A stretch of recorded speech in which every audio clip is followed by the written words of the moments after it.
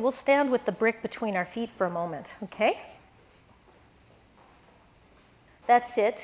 And then with the brick between your feet, try lifting and spreading your toes and draw your big toe into the brick. See if you can, yes, without using your other toes to shove the big toe into the brick. So we're going to ask our big toe to move to the brick as you spread the other toes to the side. So just lifting and spreading your toes, do you feel how the weight has moved slightly back in the foot? Okay, a little more towards the ball of the foot and the heel. Now let's keep our big toes touching the brick and see if you can press your big toes down, but keep the other 4 toes up.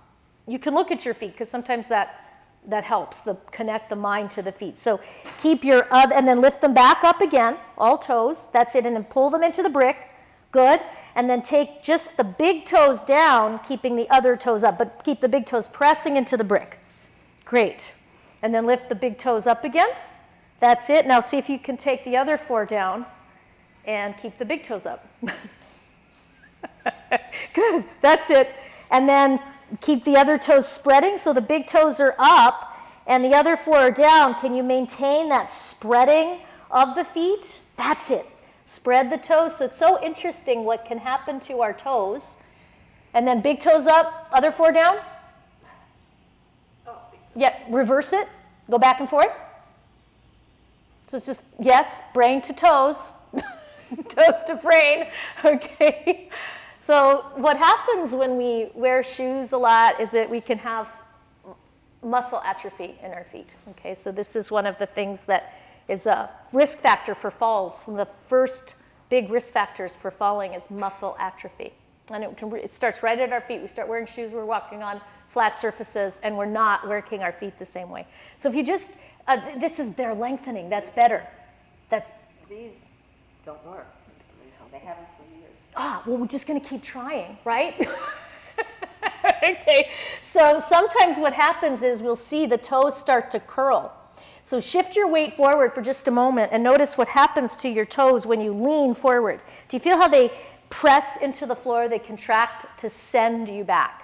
So if we spend our life forward, then our toes stop being the sensors, the feelers. They lose that capacity to be sensitive and help us feel where our center of gravity is because we're basically holding on. They start to claw the earth, okay? So keep your weight back just to the front of the heel. And once again, take the big toes down and lift the other 4 up and then reverse that. And notice when you do this, does it feel like the weight shifts to the outer edge of the foot?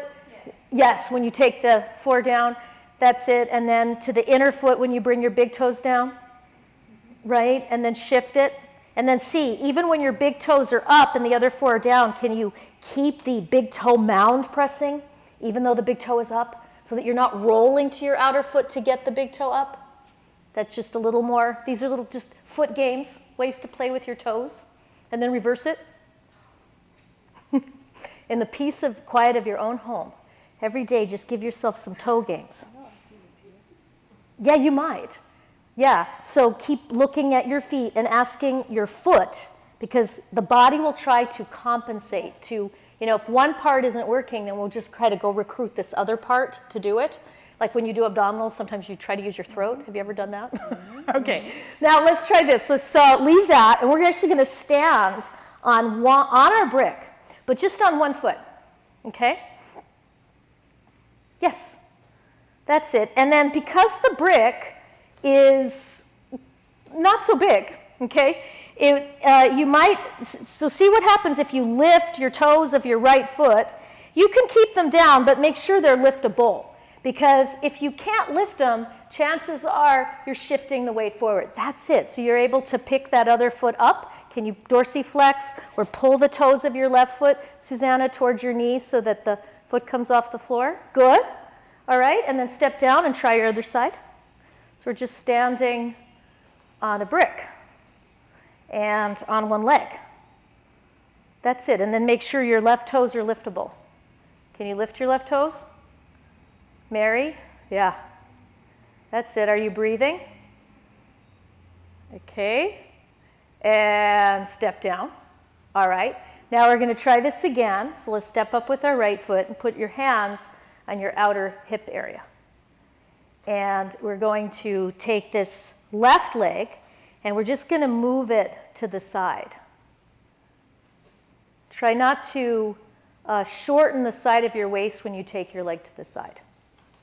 So, and then bring it back in and just take it in and out. So do you feel how there's this movement of your femur going out to the side and back in? Can you keep those toes pointing straight ahead, Mary? Don't let the leg turn out. It says different muscles work when the leg is parallel. That's it. Okay, let's try our other side. Yeah, lateral buttocks.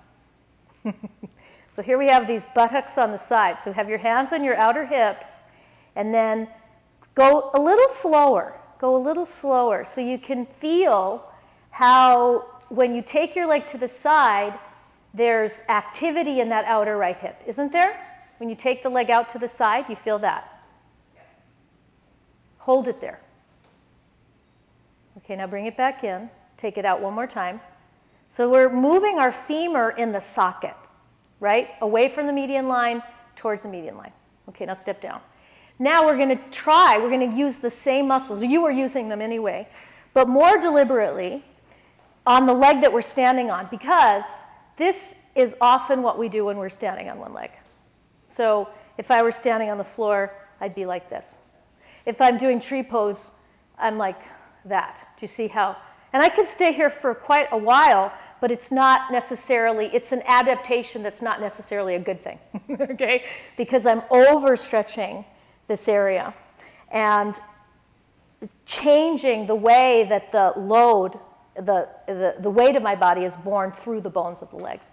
So what we're going to do is we're going to, instead of moving this leg out to the side, basically it's as if we were moving this foot out to the side, but we can't because it's fixed on the brick. So I'm going to take this outer hip area, right here, the pelvic rim, and imagine I'm taking it down towards the floor. Do you guys see how that just moved this part of my buttock, this lateral buttock, and this is key to the poses we're working on today, in. Do you see that?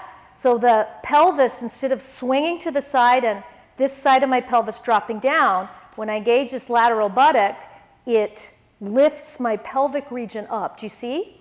And this is really working. Now, sometimes what happens is if this is weak, we might say, well, we might do something like this, where we're contracting our waist, because that's what we adapt, but it isn't necessarily an improvement. Okay, so shall we try that? Okay, let's step on our right leg, and we're going to take our left leg just out to the side. Keep your toes pointing straight ahead. Make sure your right toes are liftable.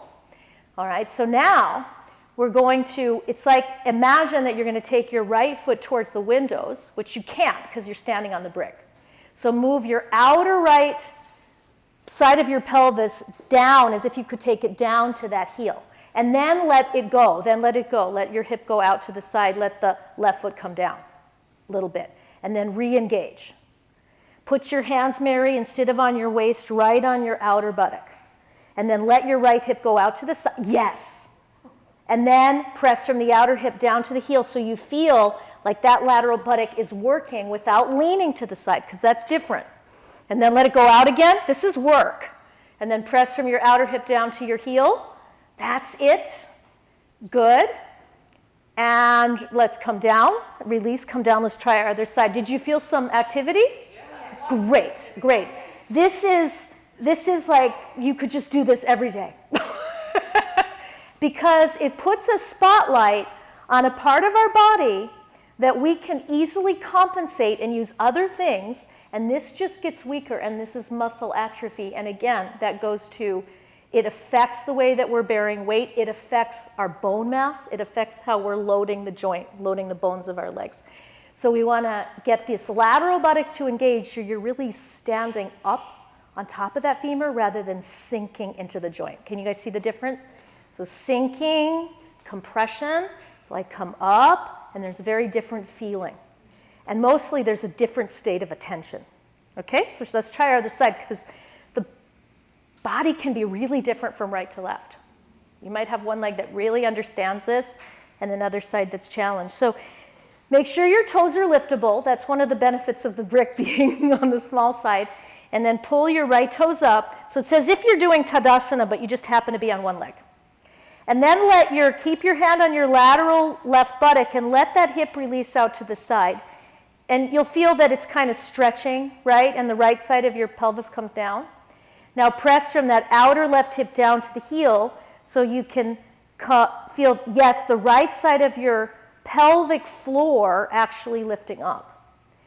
And then let the hip release out again. So what's happening a little bit for you, Susanna, stay up on that foot. Try to keep your foot off the floor. I know the hip gets tired. What's happening is you're using the right side of your waist more on this side than you did on the other side. It's a huge difference. Yeah, so just especially you have scoliosis, so that's going to factor in here, okay? So let's try a few. Let your hip go, and then come up. So you can see this is kind of like a little dance, right? So we go ta-da, ta-da, ta-ta, but it's a lateral buttock dance. It's easier on one side, isn't it, Mary? That first side, I have that too. We all do. Good. Okay, let's come down.